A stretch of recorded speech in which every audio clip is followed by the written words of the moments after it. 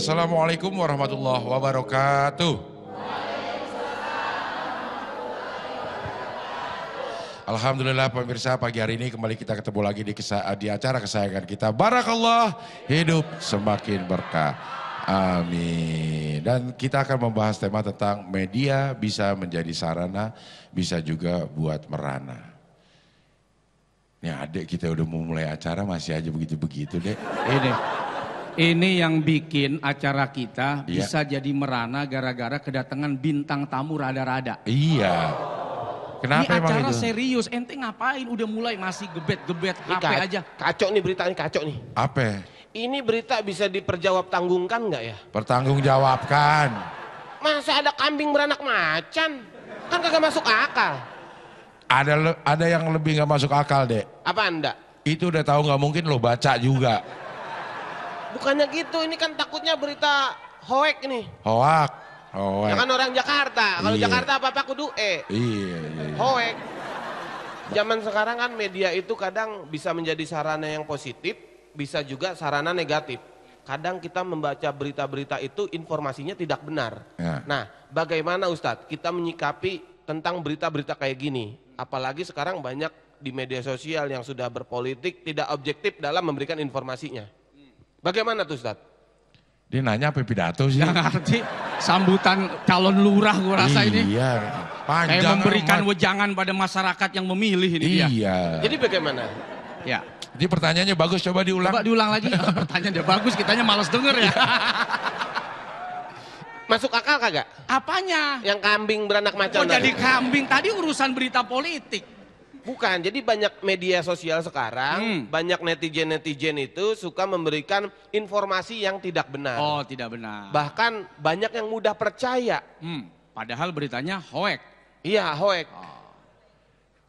Ini dijawab. Nggak, langsung Oh, jawab. langsung jawab.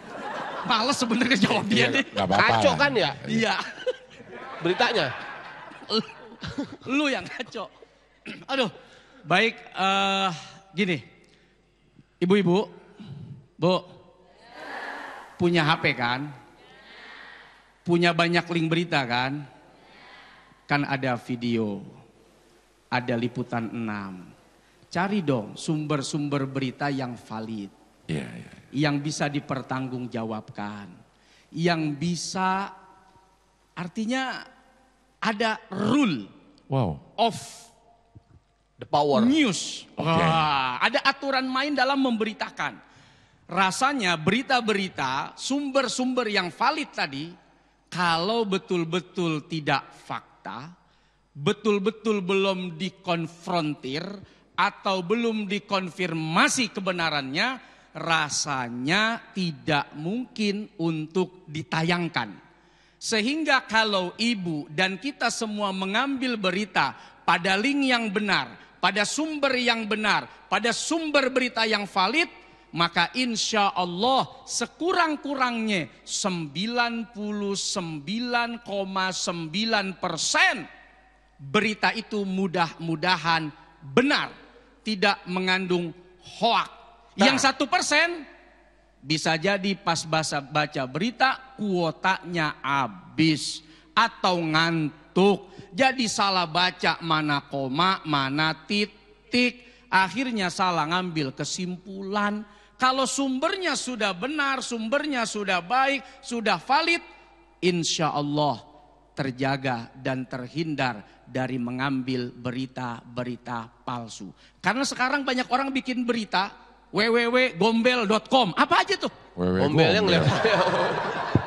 Setiap orang bisa bikin apa istilahnya udah Portal Website. berita. portal berita, website yang tidak masuk dalam peraturan apa sih? Undang-undang pers. Pers. Tidak masuk dalam anggota pers, tidak mengerti undang-undang pers. Iya. Dan ini yang berbahaya. Jadi pada saat kita semua mendapatkan link portal berita, cek dulu linknya, portalnya ketutup atau kebuka. Ini kebuka. Kalau kebuka berarti udah subuh lewat. Tapi kalau ketutup berarti jam 12 malam lu masuk portal itu. Ini masalah klaster komplek Bukan apa masalah dong. berita sih? Kalau Ini portal apa sih, Dak? portal berita, kalau portal yang komplek kan ketutup lagi ada kondangan berarti di situ belakang.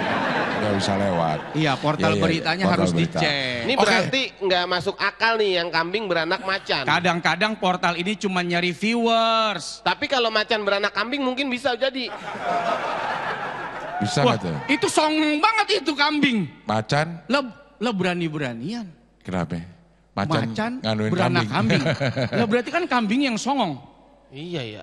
Ini kambing Udah siapa gak usah sih dipikirin macan sama kambing dah. Udah tahu beritanya hoax. Jadi kita sampai lupa ngenalin majelis taklim ngomongin sampai lupa. Iya. Ini ada 2 majelis taklim yang hadir di acara ini, semuanya cantik-cantik banget dulunya. Kok pakai dulunya sih dah? Sekarang tetap cantik. Oh, jadi Ya, semakin lama semakin cantik. Oke, saya perkenalkan yang pertama dari majelis taklim Qonita Citra Grand.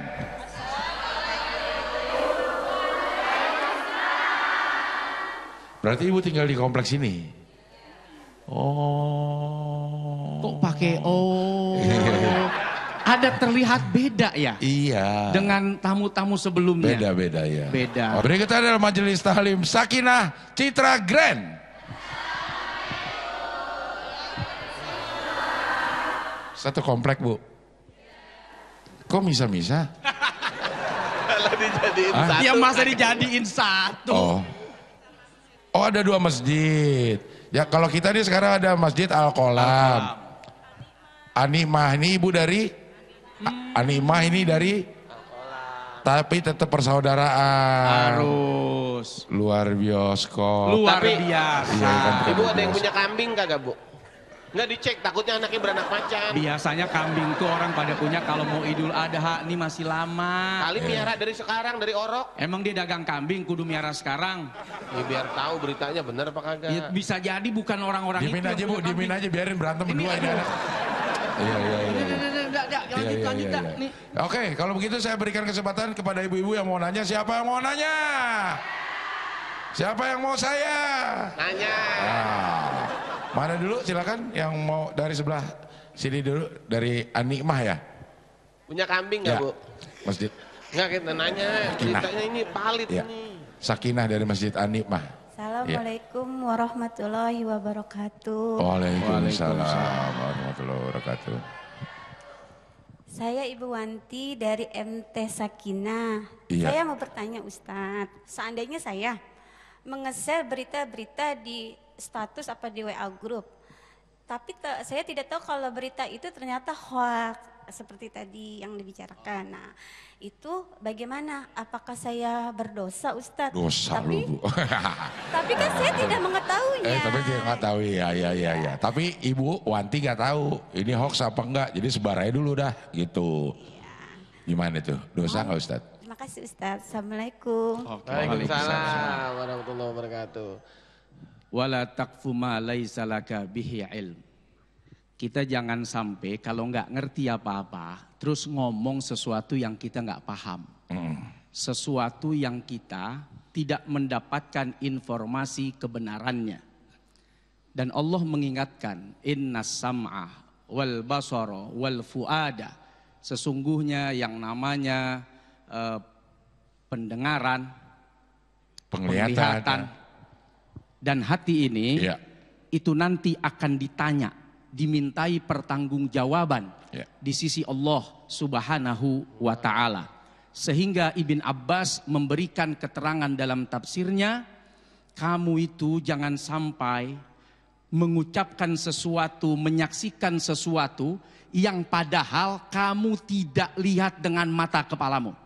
Kamu tidak mendengar dengan telingamu dan kamu tidak langsung menyaksikan apa yang kamu ceritakan. Maka jawabannya adalah diam. Diam tidak bicara, diam tidak menyampaikan. Kalau hari gini diam tidak ikut nge-share, diam tidak ikut retweet, diam tidak ikut repost. Itu menyelamatkan kita dari pertanyaan nanti di akhirat atas pendengaran kita, penglihatan kita, dan hati kita yang akan ditanya oleh Allah Subhanahu wa taala. Nah, ini sama berkaitan yang Ibu tanyakan tadi, berita-berita tidak benar. Saya pernah dapat telepon, ada videonya. Maksudnya? Video apa? Ini lihat aja videonya. Halo, selamat siang Pak. Siang? Betul ini dengan Bapak Ade? Betul. Saya dari pihak kepolisian ingin menginformasikan bahwa anak Bapak telah mengalami kecelakaan. Dan kami sudah bantu untuk membawanya ke rumah sakit. Jadi untuk biayanya itu tidak besar Pak. Hanya untuk deposit aja biar anak Bapak langsung segera ditangani. Karena kondisinya ini sangat kritis Pak. Karena ini menyangkut nyawa anak Bapak Pak. Masalah nyawa ataupun masalah duit sih saya nggak pikirin Pak. Permasalahannya saya belum kawin Pak. Tuh, kan? Oh iya. Oh ini berita benar nih. Ini mengajarkan kita untuk lebih bijak dalam menanggapi berita. Belum tahu ya? Gak tahu, kaget saya. Nah, Itu ada apa itu? ada apa sih? Kok dia lebih ngerti daripada kita? Jadi kita sebagai netizen harus lebih bijak. Bener nggak? Saring dulu sebelum di-sharing. Sharing, betul. Oke, baik, nanti kita akan lanjutkan lagi, tapi kita harus break sebentar dan kembali lagi di sini di Barakallah, hidup semakin berkah. Amin.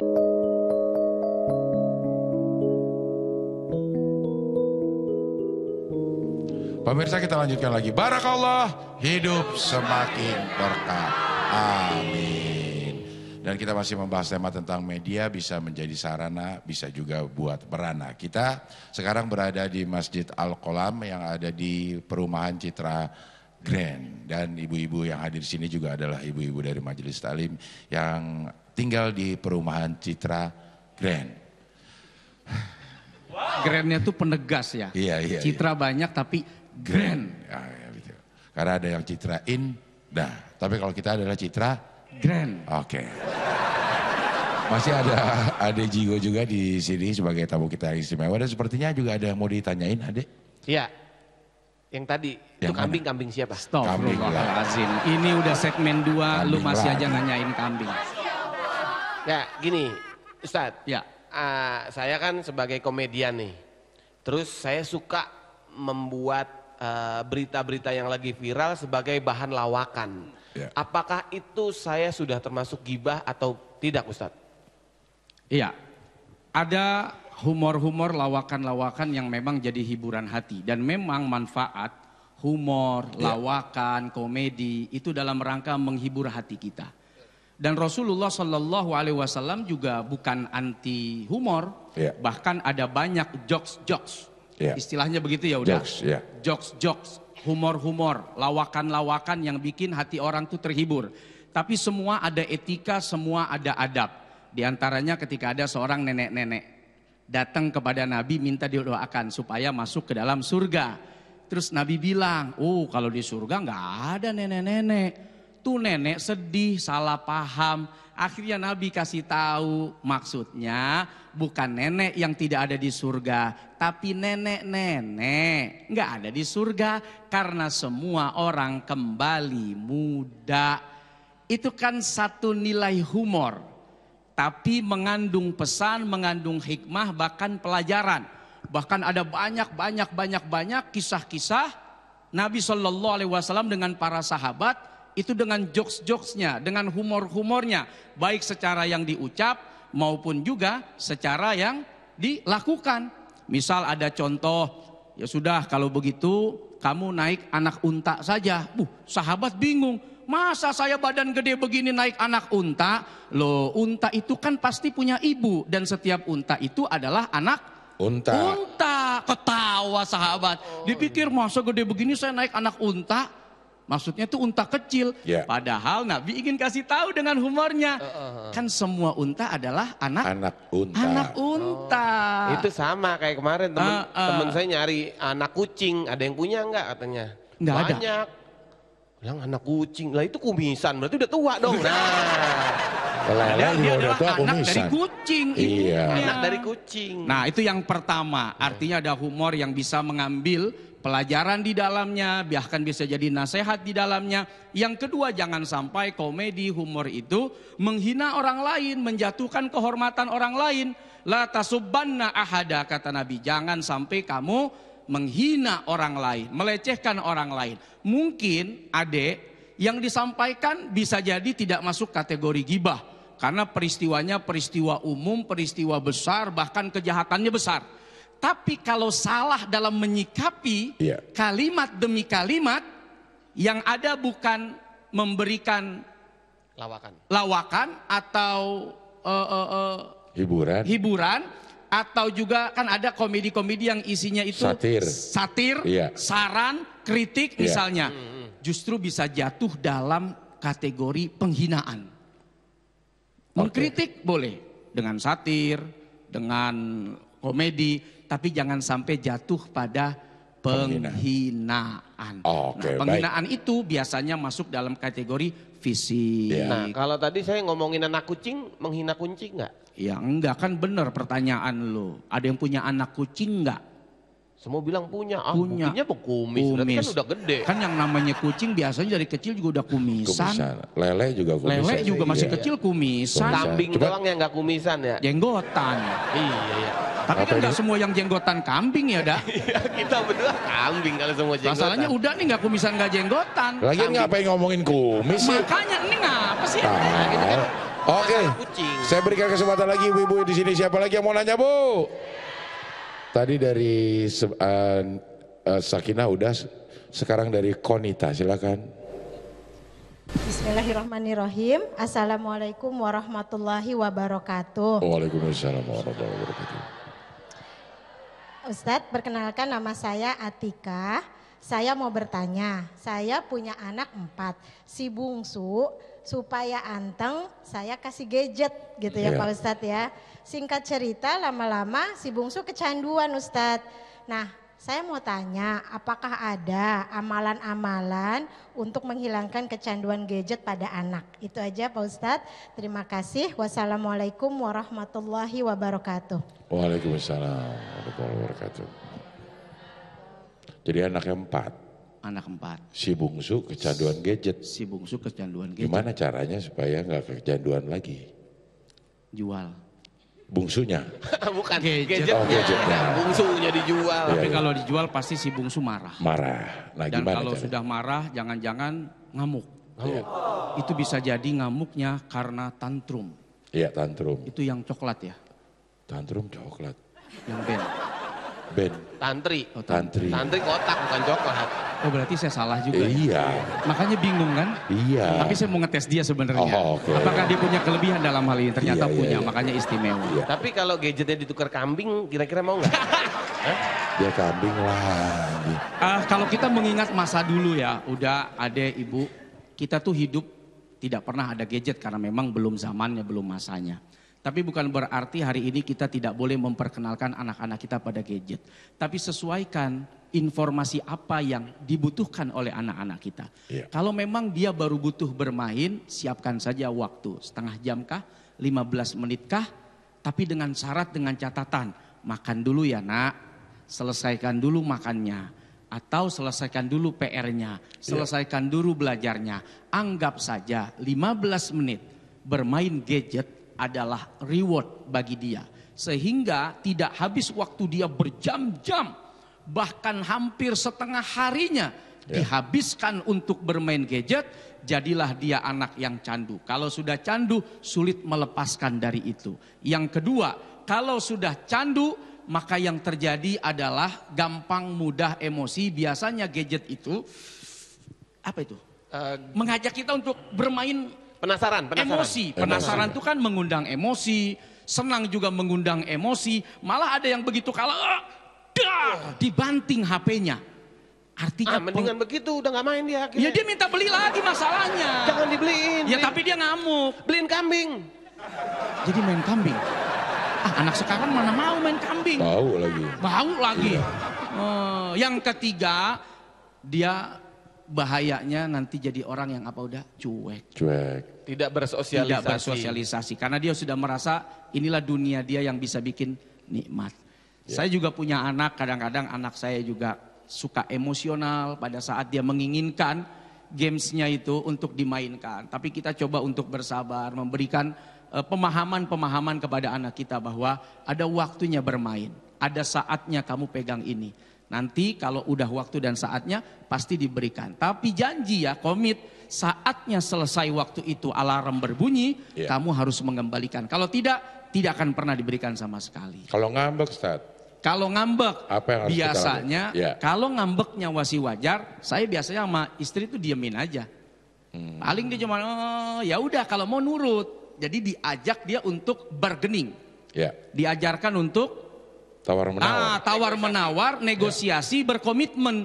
Jangan ngambek tuh kasihan tuh. Kasih lagi. Ngambek Jadi tuh manja. kasihan tuh. Akhirnya dia tidak paham arti aturan. Dia tidak mengerti arti disiplin. Dia tidak memahami arti komitmen yang sudah kita bangun. Ngambek-ngambek aja.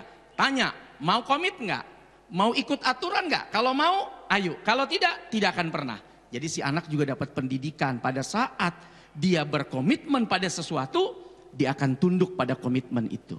Tapi kadang-kadang kita sebagai orang tua suka lemah juga sih. Benar. Nggak tega ya? Nggak tegaan. Makanya kan anak itu jadi ujian, istri jadi ujian. Biasanya bapaknya keras, tegas, ibunya yang lemah, kasihan Iya, sama anak. benar. Ada juga yang ibunya keras, tegas, tapi bapaknya lemah. Gua capek-capek cari duit kan buat anak. Gua beliin buat nyenengin anak. Apalagi gua dulu tidak seperti hari ini. Dia inget masa lalunya yang susah. Anaknya sekarang seneng. Masa punya duit anaknya minta nggak dikasih. Nah ini kadang-kadang jadi perdebatan antara orang tua. Suami dan istri, tinggal anaknya nonton, ngelihat. Seru juga nih acara, kata anaknya. Bukan acara dong. Ini boleh juga nih gantiin gadget gitu kan. Nah, Kalau iya, iya. kalau selama ini dia main, ayo gitu kan. Sekarang nonton langsung. Sekarang dia langsung nonton, ayo dong, ayo. Kok ngomong mulu?